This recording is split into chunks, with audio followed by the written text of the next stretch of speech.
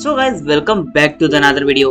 तो आज की वीडियो में हम बात करेंगे कुछ ऑपरेशंस के बारे में जो कि अपने डाटा टाइप पर लगते हैं। तो आज की वीडियो में मैं आपको वैसे तो लिस्ट के बारे में पढ़ाने वाला था, लेकिन मैंने बुलियंस को भी कवर कर लिया है, क्योंकि बुलियंस में ऐसी कोई मेथड्स होती नहीं है, ना ही इन पर कुछ ऑपरेशंस परफॉर्म होते हैं।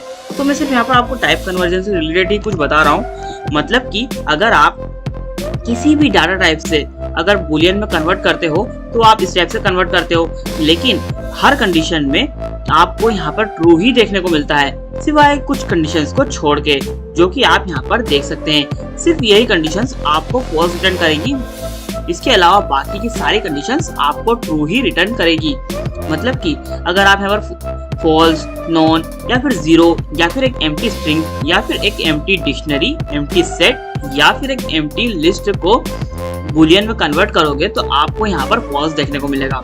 सो गाइस, ये बुलियंस तो कंप्लीट हो चुके हैं और इसमें ऐसा कोई मेथड्स है भी नहीं। तो अब बात करते हैं अपनी पाइथन में जो लिस्ट होती है उनके बारे में। तो लिस्ट को हम डिफाइन कैसे करते हैं? लिस्ट को डिफाइन करने के लिए हम इस टाइप से स्क्वायर ब्रैकेट्स का यूज करते हैं। और अगर मैं अपनी लिस्ट को प्रिंट करूंगा तो आप देख सकते हैं हमारी लिस्ट यहाँ पर प्रिंट हो चुकी है। अब बात करते हैं लिस्ट के बारे में। तो लिस्ट में पहली बात तो जो आइटम्स होते हैं वो सभी के सभी ऑर्डर्ड होते हैं, मतलब कि उन सभी की एक प्लेस डिफाइंड होती है। और जो हमारे आइटम्स होते हैं वो चेंजेबल होते हैं, मतलब कि आप उसे चाहो तो चेंज कर सकते हो, उसमें कुछ चीजें ऐड भी कर सकते हो और कुछ चीजें रिमूव भी कर सकते हो। उसी के साथ साथ जो लिस्ट होती है वह डुप्लीकेट्स को भी अलाउ करती है, मतलब कि अगर आप चाहो तो यहाँ पर एप्पल को डबल से भी इनपुट कर सकते हो। और अगर आप चाहो तो जो लिस्ट की लेंथ है उसे भी प्रिंट करा सकते हो। और वो कैसे कराना है? एलियन यानी कि लेंथ फंक्शन का यूज करके, जो कि हम स्ट्रिंग में भी करते थे।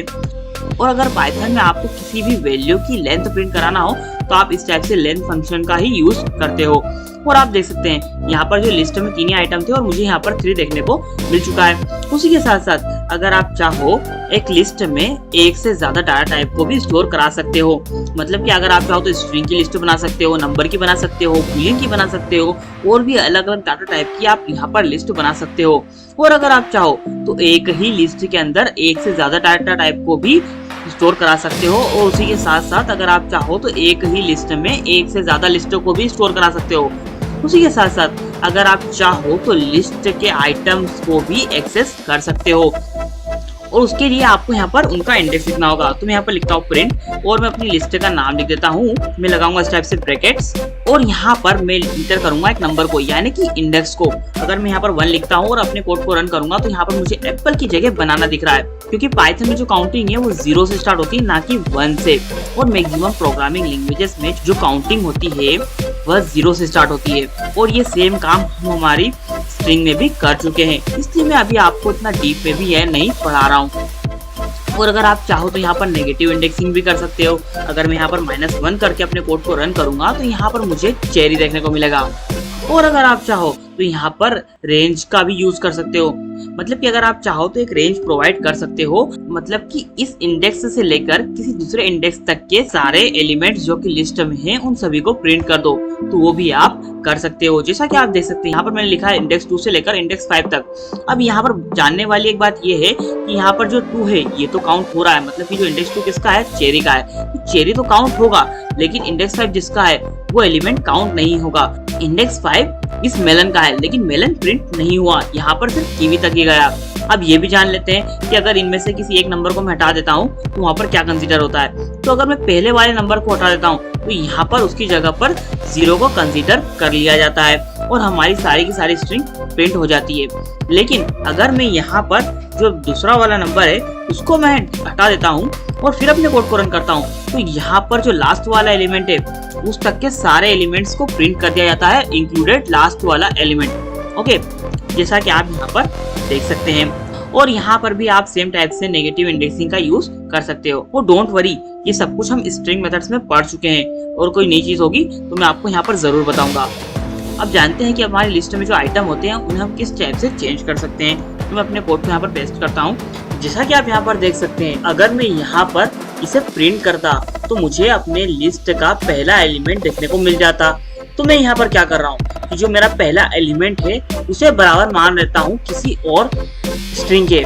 तो जो मेरी लिस्ट का पहला एलिमेंट है वहाँ पर जो भी वैल्यू होगी वो हट जाएगी और उसकी जगह पर ये वैल्यू स्टोर हो जाएगी और मेरी लिस्ट मुझे रिटर्न हो जाएगी। और मैं अपनी लिस्ट को अगर प्रिंट करूंगा तो आप देख सकते हैं यहाँ पर जो पहला इंडेक्स था वहाँ पर जो बनाना था उसकी जगह पर जो ये स्ट्रिंग मैंने एंटर की थी वो यहाँ पर एंटर हो चुकी है। और सेम इसी टाइप से अगर मैं चाहूँ तो यहाँ पर रेंज का यूज भी कर सकता हूँ। और अगर आप चाहो तो किसी दो एलिमेंट्स को किसी एक से भी रिप्लेस कर सकते हो, जैसा कि मैं यहाँ पर कर रहा हूँ। उसी के साथ साथ अगर मैं चाहूँ तो लिस्ट में किसी भी एलिमेंट को इंसर्ट भी कर सकता हूँ। उसके लिए मैं यहाँ पर अपने कोड को कॉपी कर देता हूँ और यहाँ पर आप देख सकते हैं मैंने सबसे पहले एक लिस्ट बनाई है और यहाँ पर मैंने मेथड का यूज किया है। अब मेथड क्या होती है ये मैं पहले बता चुका हूँ। मेथड का यूज करने के लिए आप सबसे पहले उस वेरिएबल का नाम लिखते हो, उसके बाद में लगाते हो फुल स्टॉप का सिंबल, फिर लिखते हो उस मेथड का नाम और फिर लगाते हो ब्रैकेट्स। और अगर वो मेथड कुछ इनपुट्स ले रही होगी तो आप यहाँ पर उन इनपुट्स को भी इंटर करोगे। तो यहाँ पर मैंने इंटर किया है 2। यहाँ पर सबसे पहले तो हम इंटर करते हैं इंडेक्स को, मतलब कि किस इंडेक्स पर हमें अपने एलिमेंट को इंसर्ट कराना है। उसके बाद हम इंटर करते हैं उस एलिमेंट को जिसको कि हमें इंटर कराना है। और फिर अगर अपने कोड को मैं रन करूंगा तो आप देख सकते हैं जो इंडेक्स 2 था वहां पर वाटरमेलन आ चुका है और जो हमारा इंडेक्स 2 पर पहले चेरी था वह इंडेक्स 3 पर जा चुका है। अब अगर आप चाहें तो यहाँ पर अगर किसी एलिमेंट को आपको लास्ट में ऐड करना हो तो उसके लिए आप अपेंड मेथड का भी यूज कर सकते हैं। और अपने कोड को मैं रन करूंगा तो आप देख सकते हैं यहाँ पर लास्ट में ऑरेंज अपेंड हो चुका है। अब बात करते हैं अपनी एक्सटेंड मेथड की। तो जो एक्सटेंड मेथड होती है वो लिस्ट पर तो काम करती ही है, उसी के साथ साथ वो टपल, डिक्शनरी और सेट्स पर भी काम करती है। इस मेथड की हेल्प से आप आपकी लिस्ट में दूसरे टपल या फिर सेट या फिर डिक्शनरी को ऐड कर सकते हो। और फिर अगर आप इसे प्रिंट करोगे तो आप देख सकते हो कि आपकी जो लिस्ट है उसमें सारे के सारे एलिमेंट्स आ चुके हैं, वो भी लिस्ट के फॉर्म में। और अगर आप चाहो आपकी लिस्ट में से किसी एक एलिमेंट को आप रिमूव भी कर सकते हो, रिमूव कीवर्ड का यूज करके। और यहाँ पर आप इंटर करोगे उस वैल्यू को जो कि आप यहाँ पर से हटाना चाहते हो या फिर रिमूव करना चाहते हो और आपके कोड को रन करोगे तो आप देख सकते हैं यहाँ पर कि जो हमारी लिस्ट थी उसमें से जो बनाना है वो रिमूव हो चुका है। इसी टाइप से अगर आप चाहो तो किसी एक स्पेसिफिक इंडेक्स वाले एलिमेंट को भी रिमूव कर सकते हो पॉप मेथड का यूज करके। और अगर आप पॉप मेथड में किसी भी इनपुट को इंटर नहीं करते हो तो आपका जो लास्ट वाला एलिमेंट होगा वह रिमूव हो जाएगा। उसी के साथ साथ अगर आप चाहो तो डेल कीवर्ड का भी यूज कर सकते हो। डेल मतलब कि डिलीट। अब आपको डेल लिखना है, उसके बाद में आपको उस लिस्ट का नाम लिखना है और उसका इंडेक्स लिखना है कि आपको किस इंडेक्स के एलिमेंट को डिलीट करना है। तो आप देख सकते हैं यहाँ पर जो हमारी लिस्ट थी उसमें से जो 0 इंडेक्स पर एलिमेंट था यानी कि एप्पल था वो डिलीट हो चुका है। और अगर आप चाहो तो आपकी लिस्ट को कंप्लीट क्लियर भी कर सकते हो क्लियर मेथड का यूज करके, जैसा कि आप यहाँ पर देख सकते हैं। अब ये तो बात होगी हमारी लिस्ट को एडिट वगैरह करने की, लेकिन अगर आप चाहो तो यहाँ पर लिस्ट में लूप्स का भी यूज कर सकते हो, लिस्ट कॉम्प्रेशन का भी यूज कर सकते हो। लेकिन अभी तक मैंने आपको ये चीजें नहीं पढ़ाई हैं, इसलिए मैं अभी यहाँ पर इन्हें कवर नहीं कर रहा हूँ। अगर आप चाहे तो इन्हें गूगल पर जाने के बाद पढ़ सकते हैं और मैं जब आपको लूप्स पढ़ाऊंगा तो ये चीजें मैं आपको डेफिनेटली पढ़ाऊंगा। अब बात करते हैं पाइथन में अगर अपनी लिस्ट को हमें सॉर्ट करना हो यानी कि अरेंज करना हो वो कैसे कर सकते हैं, तो वो हम सॉर्ट मेथड का यूज करके कर सकते हैं। तो मैं अपने कोड को कॉपी करूंगा, यहाँ पर पेस्ट करूंगा और अगर आप अपने कोड को रन करोगे तो यहाँ पर आपकी जो लिस्ट है अरेंज हो चुकी है। और यहाँ पर आप देख सकते हैं यहाँ पर जो अल्फाबेटिकल ऑर्डर है वही फॉलो किया गया है। और अगर आप चाहो तो नंबर्स को भी सॉर्ट कर सकते हो, जैसा कि आप यहाँ पर देख सकते हो। और अगर आप चाहो तो किसी भी लिस्ट को रिवर्स ऑर्डर में भी यानी कि डिसेंडिंग ऑर्डर में भी सॉर्ट कर सकते हो। यहाँ पर अगर आप सॉर्ट मेथड में reverse is equal to true लिख दोगे और फिर अपने कोड को रन करोगे तो आपकी जो स्ट्रिंग है वह डिसेंडिंग ऑर्डर में अरेंज हो जाएगी। और यहाँ पर जो सॉर्ट काम करता है वह केस सेंसिटिविटी पे काम करता है, मतलब कि आपका जो कैपिटल लेटर्स होंगे वो पहले आएंगे, बाकी के जो स्मॉल लेटर्स हैं वो बाद में आएंगे। और वो जो कैपिटल लेटर्स आएंगे और जो स्मॉल लेटर्स आएंगे वो दोनों अपने अपने ग्रुप में अल्फाबेटिकली ऑर्डर में ही होंगे। और अगर आप चाहते हो कि जो आपका सॉर्ट हो मतलब कि आपका जो ये अरेंजमेंट हो वो केस इनसेंसिटिविटी पर हो, मतलब कि आपके केस में सभी को एक जैसा माना जाए, तो आप इस टाइप से यहाँ पर की इज इक्वल टू str.lower का यूज कर सकते हो। इससे क्या होगा कि आपकी जो लिस्ट है वो अरेंज भी होगी, लेकिन बिल्कुल अल्फाबेटिकल ऑर्डर में। यहाँ पर केस सेंसिटिविटी नहीं इंटर करेगी। और अगर आप चाहते हो कि आपकी जो स्ट्रिंग है वो पीछे से अरेंज हो, मतलब कि आपके लास्ट लेटर के हिसाब से अरेंज हो, तो आप यहाँ पर रिवर्स मेथड का भी यूज कर सकते हैं। और अगर आप चाहो तो किसी भी लिस्ट की एक कॉपी भी बना सकते हो। वैसे तो अगर आप चाहते हो तो यहाँ पर इस टाइप से भी एक लिस्ट को बना सकते थे, लेटर से my list is equal to this list.